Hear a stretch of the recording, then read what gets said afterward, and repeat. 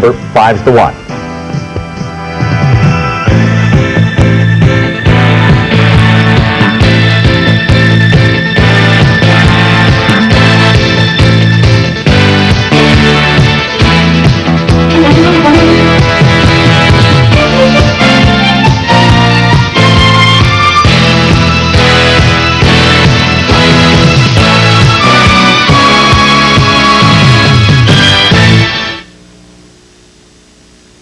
ABC, this is World News Tonight with Peter Jennings. Good evening. If the report of the Tower Commission yesterday was the dynamite, then it has certainly broken the logjam in the White House. Only a day after the president's own panel told him to get his house in order, Mr. Regan has finally decided that he does need a new chief of staff. Don Regan is out, and Howard Baker, the former senator from Tennessee, is in. Here's Sam Donaldson. For the picture. What's the smile about? Former Senator Howard Baker, a Washington favorite of both political parties, is tonight being hailed as a man who may save the Reagan presidency at the expense of his own chance to run for the office in 1988. But in this case, the president asked me to accept the most sensitive position in his personal entourage and to be his chief of staff and to organize the White House on his behalf. And I didn't see how I could turn that down, so I accepted it with the full knowledge that it will eliminate me as a contender for president. The lightning strike that moved Baker in as White House Chief of Staff today was powerful and brutal. When Donald Regan came to work this morning, he knew he was out, but didn't know this would be his last day.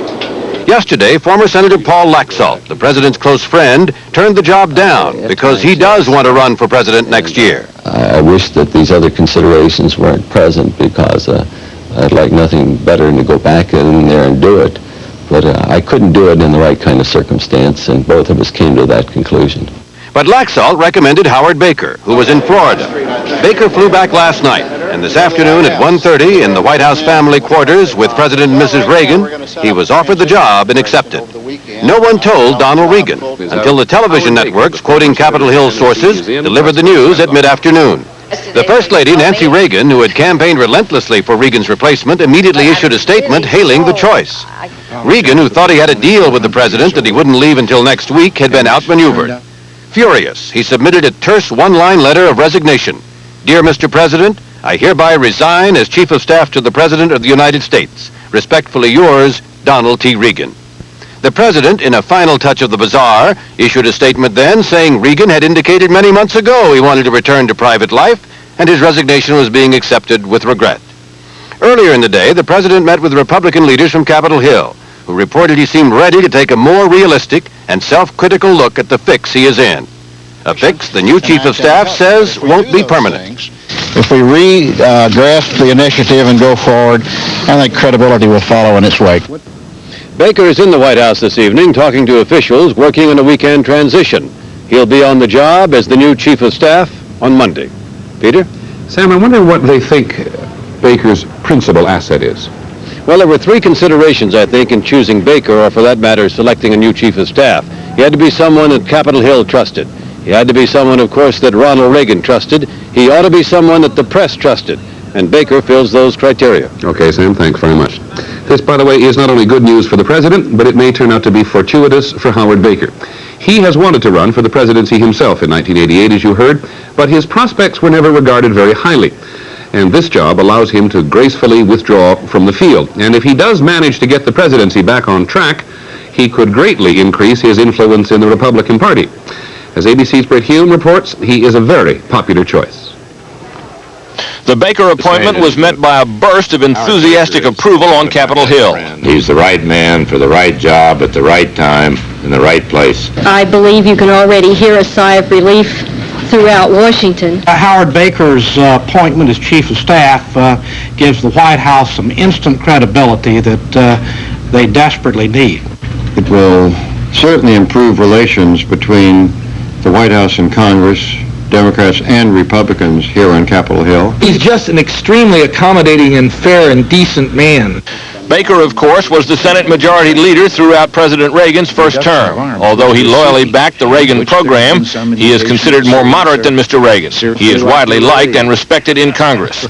Baker first came to national prominence in the Nixon years as a young senator who was the senior Republican on the Senate Watergate Committee. In that role, he uttered the words that became the classic question about that case. Just what did the president know, and when did he first know it? Baker made a run for the White House in 1980, but it stalled in the early primaries and he dropped out, little knowing then the Reagan landslide would make the Republicans the Senate majority and him the leader. He retired in 1984, saying he wanted to pursue presidential ambitions of his own, something he said was impossible as Senate GOP leader.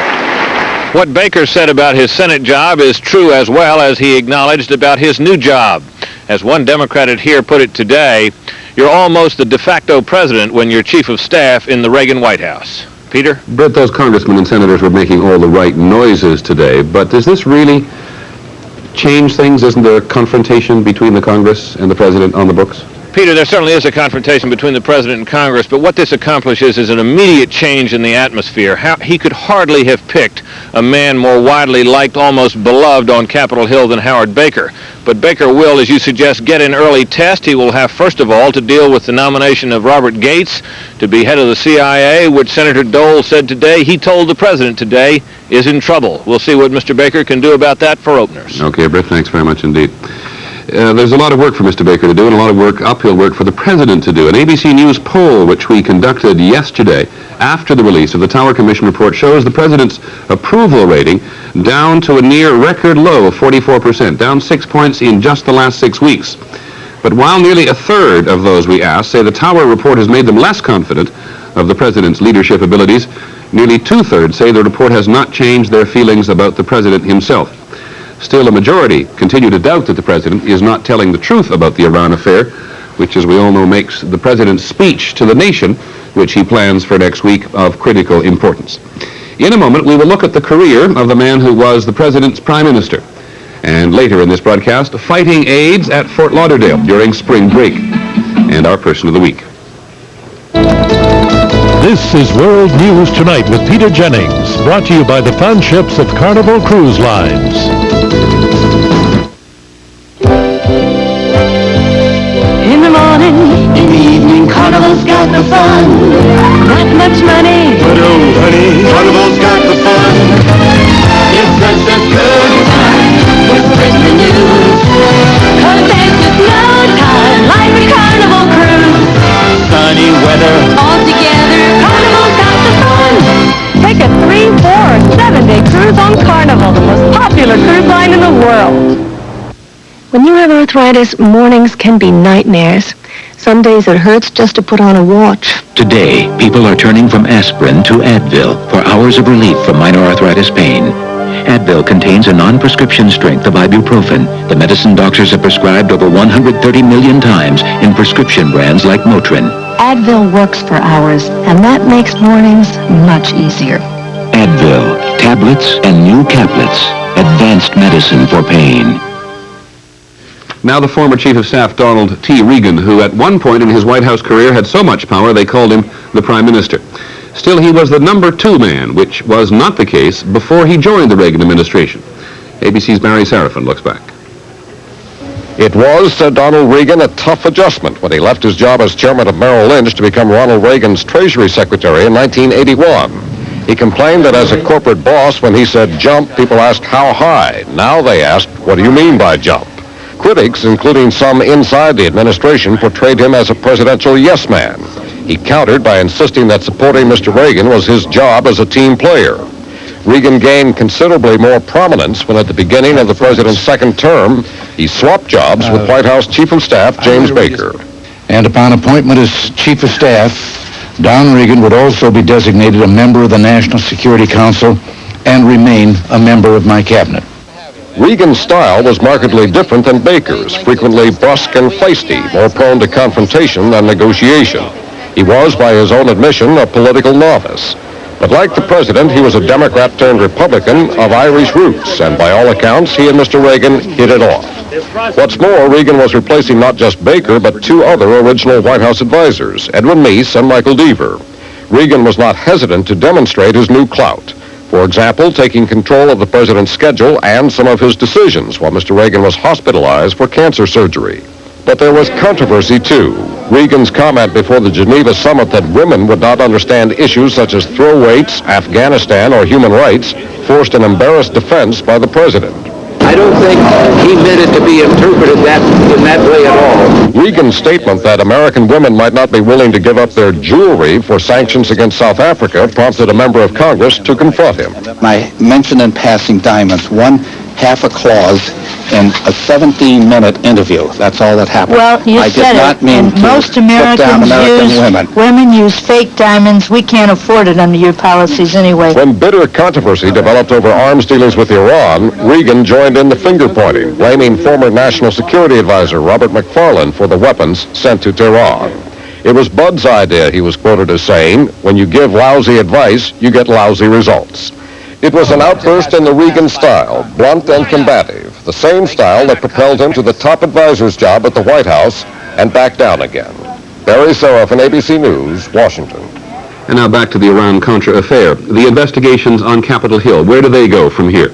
As ABC's Ann Compton reports, Congress is having its problems getting its hands on some critical documents. Congress is now faced with an obstacle to its investigation that may speed up grants of immunity for key players Oliver North and John Poindexter. The obstacle is this letter from the Justice Department to the House Iran Committee, obtained by ABC News. In it, critical documents from the early hours of the investigation are denied to Congress. No to any documents on Southern Air Transport, the former CIA airline that helped supply the Contras in Nicaragua.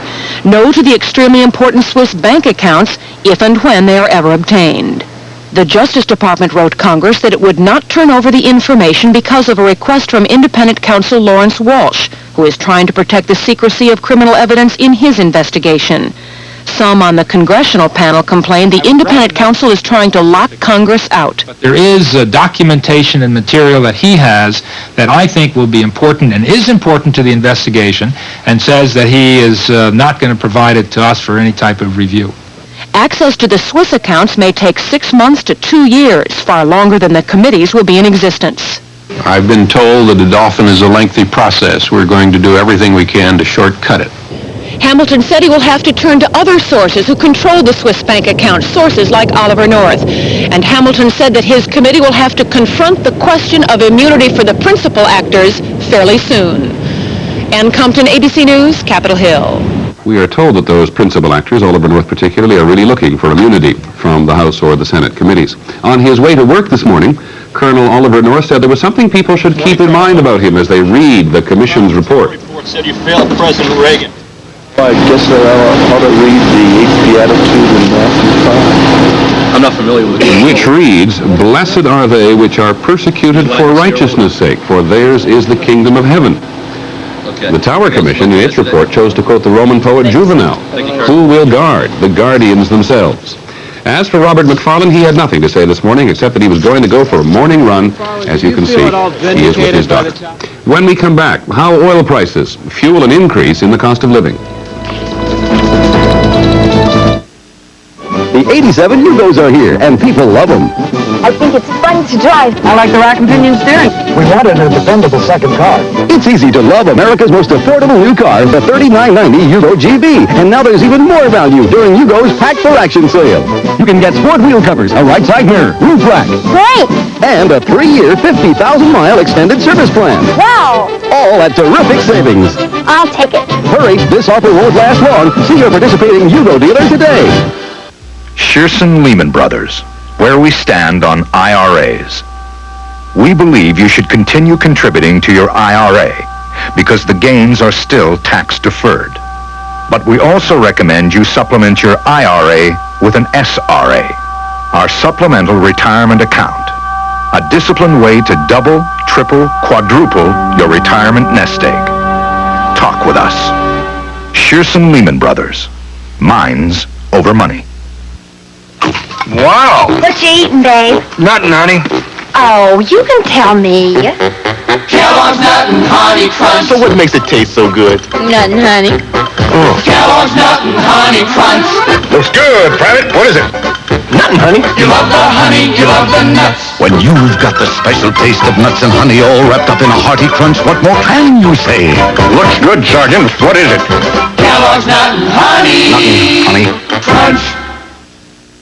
It has been nearly 5 years since we've had this kind of news about inflation. Consumer prices last month rose 0.7%. That is the biggest monthly increase since June of 1982. As ABC's Sander Van Oker reports, at least part of the reason is what the oil producers have done. Just about one-third of last month's jump in the inflation rate can be blamed on one commodity, oil. The price of gasoline shot up 6% in January, and the cost of home heating oil was up almost 10%. The biggest one-month jump in that category since 1974 and the Arab oil embargo. The good news is it may not last. Crude oil prices that peaked at around $19 a barrel last month have now dropped back to the $16 range. Other prices are creeping up as well. But I think the year is going to end up with 4% inflation and starting to accelerate from that. We are going to break out of this 5-year pattern of less than 4% inflation. The government has also changed the way it calculates the inflation rate to reflect the changing buying habits of Americans in the 80s. We're buying some very expensive toys, like VCRs and personal computers. And financial services and housing cost more than they did in the 70s. Just revising the statistics to reflect those changes in our lifestyles may push the consumer price index a few tenths of a percent higher this year. Sander Van Oker, ABC News, New York. In tonight's other money matters, the trade deficit. American exports went down last month, sending the trade deficit to nearly $15 billion. On Wall Street, the Dow Jones Industrials gained over 7 points today. The trading was moderate. For the week, stocks lost about 11 points. Next week on this broadcast, we're going to devote quite a lot of attention to how all the inside trading on Wall Street and the merger madness in the country has affected average Americans. And it has. It's a series we're calling Wrong Way on Wall Street. And on Sunday, incidentally, ABC's Business World will look at the crisis in international banking and how it affects Americans. We are sad to report this evening the death of an ancient Irish tradition. For 56 years, the privately run Irish Sweepstakes sold its tickets, usually under the counter, to millions of people in this country. Its $250,000 prize used to be the only game in town. Today, the company which runs the Irish Sweeps announced they're shutting down. They can't compete with the government-sponsored lotteries and those enormous prizes. In our next segment, taking the battle against AIDS to where the boys are. Tower, color tile 1, come in, Tower. Turn back now. There's a chance of heavy showers. Negative, Tower. I've got this delivery for Color Tile's big half-price sale. Can't give you clearance to land. No problem. Store's in sight. We'll drop in from here. Geronimo! Half-price paint and wall covering. Half-price mosaic tile. Half-price ceramic wall and floor tile. Drop in now. Color Tile's big half-price sale good through Sunday. We call her the baby from another planet. When she looks at me, she goes, Maga? Since AT&T lowered long-distance prices 30%, it costs even less to call someone you love. Well, she'll talk if Tom sings to her. Oh, my baby. On weekends, you can call all across the country and visit 20 minutes for just $3.52 or less. Talk to Grandma. Did you hear that? Oh, she said goofball. Dad's around, Mommy. Daddy's coughing like crazy.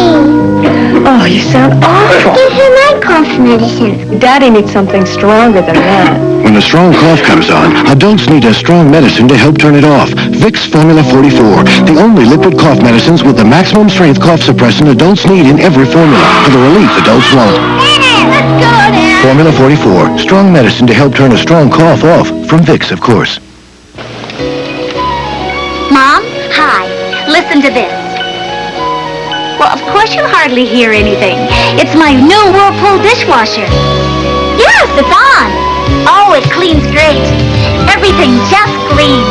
And it's so quiet, we won't have to shout anymore. Mom, what's all that noise? Oh, it's your dishwasher.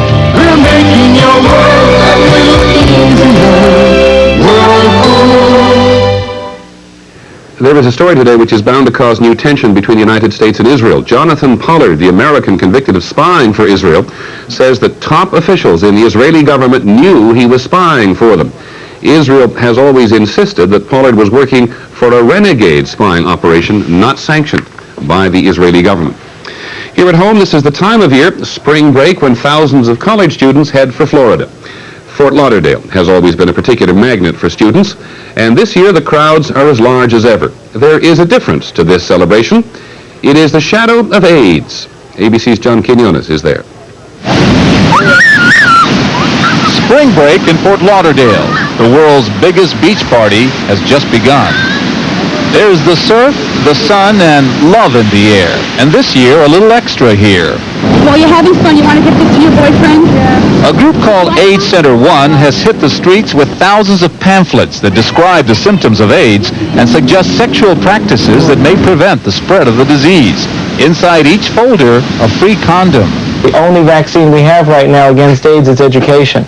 And I guess the biggest transmission of AIDS is done by ignorance. It may be a good intention, but the condom giveaway has angered the Fort Lauderdale establishment. I think it is part of a loosening of our moral fiber. I never used the word condom in public conversation in my life until the past several weeks when 100 radio stations called me to ask me my opinion on the subject. Despite the controversy among the adults, out here on the beach, young people say AIDS is a harsh reality of the 80s. They applaud the condom giveaway. I think the more you talk about it and the more open you make the situation, everybody seems to be aware of it more. Why should anyone die of AIDS? And especially now, with all the kids coming down here, I think it's a great idea. Clearly, the spring break crowd is partying to a different tune now. The message, AIDS kills. The hope is that these partiers are listening. John Quinones, ABC News, Fort Lauderdale. When we come back, our person of the week.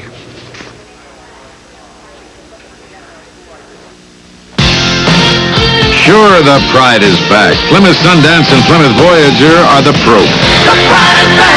Plymouth Sundance, the unbelievable American under $7,600, the best value in its class. Plymouth Voyager, front-wheel drive, optional V6 power, and a new 7-year or 70,000-mile protection plan backs them both. The pride is back. Born in America. Again. Introducing Metaprin when your body hasn't got time for the pain. Haven't got time for the pain.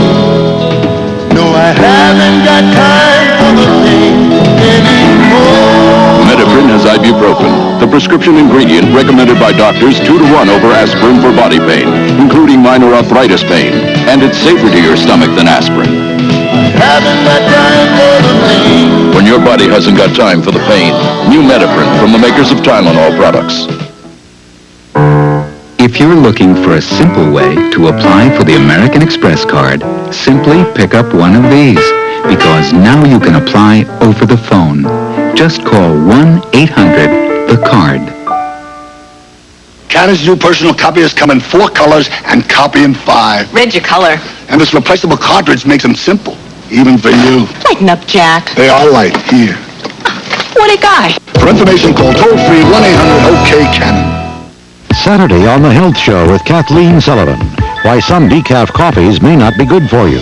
Plus a drug for hyperactivity. Some kids using it may not need it. American Medical News says the show serves up a bounty of information. Saturday at 12:30, 11:30 Central and Pacific. And finally this evening, our person of the week. We're going to focus on the president tonight because Mr. Reagan is at a crossroads. Now that the Tower Commission has laid bare so many shortcomings, what is there about Mr. Reagan that will enable him to make a comeback, or conversely lead to the virtual dissolution of his presidency? It has been a long road from that high watermark on July the 4th. Our work can never be truly done until every man, woman, and child shares in our gift, in our hope, and stands with us in the light of liberty.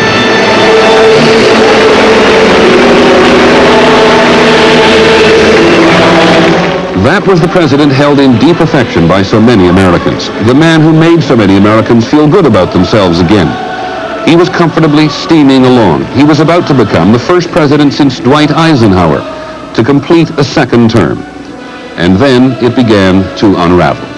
The deal with the Soviets to get Nick Daniloff, the reporter, out of Soviet custody, which the president insisted was not a deal.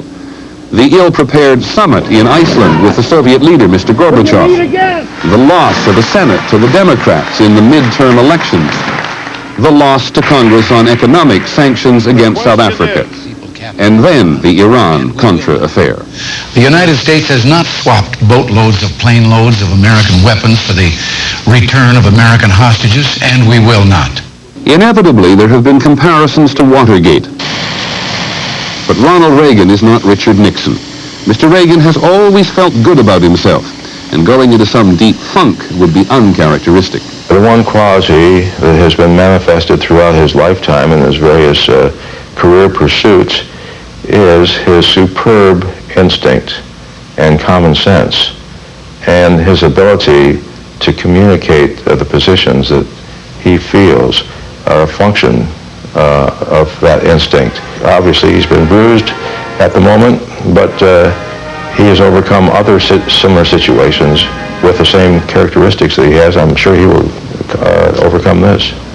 He's not going to give it up. When you come right down to it, you're going to see a president who forces himself to be involved more than he is comfortable with, because once again, he's got to, it's essential that he show the American people that he is involved. It is clear to his friends and his allies that he must now prove he is interested in being president. And he does have a contract with the American people, which has 2 years to run. The era of Reagan dominating American politics is essentially over. He can bounce back, he can regain some of his stature, he can put a better face on this. But no matter what he does now, his capacity to bounce back as high as he was, I think is basically gone. Ronald Reagan's had, I think, an unbelievably successful 6 years of a presidency. That presidency is now in jeopardy. But I've seen him in situations in the past where he's had a remarkable capacity to come off the canvas. Ronald Reagan has come back before. In the 1980 Iowa caucus, he was badly beaten and by all accounts finished politically. A few months later, he was president. I think his inner resources have always been his incredible, sheer, eternal optimism. I think that he always looks on the bright side. He's had fantastic, phenomenal luck throughout his political career, and I think that he doesn't think that the Gipper's luck has run out. There are many who believe that the president lives his life a little like some of the grade B movies he starred in, and that he believes, before long, he'll make that one great speech or face that one great moment which will make everything come out right. In debating the past, we must not deny ourselves the successes of the future. Let it never be said of this generation of Americans that we became so obsessed with failure that we refused to take risks that could further the cause of peace and freedom in the world. There are those who know this White House very well who believe that Ronald Reagan hasn't got it in him, that Howard Baker will essentially administer the presidency for him. But we do sound a note of caution, which those who want the president to fail tend to ignore. Mr. Reagan is still a very popular man, and popularity is power. Those who have underestimated him in the past have very often regretted it. That's our report on World News tonight. I'm Peter Jennings. Have a good weekend. Good night.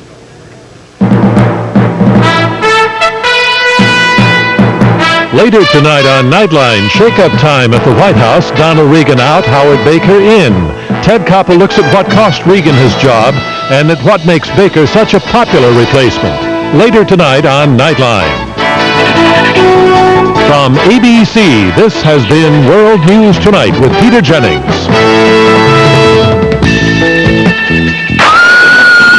Friday. It was murder. High seas, whodunit? You did set me up. Yes. Squirt. Boys, stop fighting. All your TV favorites are suspects. Very interesting. Climb aboard for a new 2-hour Love Boat special. Tonight. He used to look like somebody else. I have beautiful friends. I have a wonderful new family. Now he blends in with everybody else. If he wasn't here, my mom and I would be all right. But sooner or later, Hi, honey. he'll leave his signature behind. He's just some crazy creep. Stop it! Wait a minute. Where am I here? The stepfather. The shocking truth. Now playing at a theater near you. The savings never stop, Des Moines. Pigeon's Home Furnishings continues the excitement of crazy markdowns. Just think about this for a minute. How long do you think we can continue this craziness? We closed early yesterday to regroup and reprice all remaining clearance merchandise, but we're open today, noon till 10 p.m.